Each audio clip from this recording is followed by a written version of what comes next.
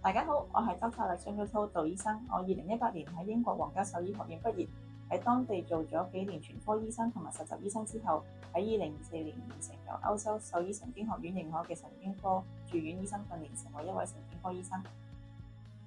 我專門幫動物診斷同埋治療神經系統嘅問題，例如癲癇、脊椎受損、腦炎又或者行動失調等等。我嘅工作為我帶嚟最大嘅滿足感，就係見到寵物經過治療之後慢慢好返，主人由擔心變成開心，呢個係我最大嘅動力。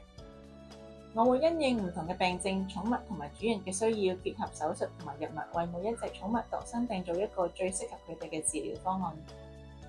我有幸可以嚟到 City UBMC 呢個大家庭，除咗神經科，大家嘅寵物仲可以接受到唔同專科醫生同埋專業同事嘅協助去照顧，希望可以俾到寵物最適合嘅治療，令到每一隻寵物可以健康快樂咁生活。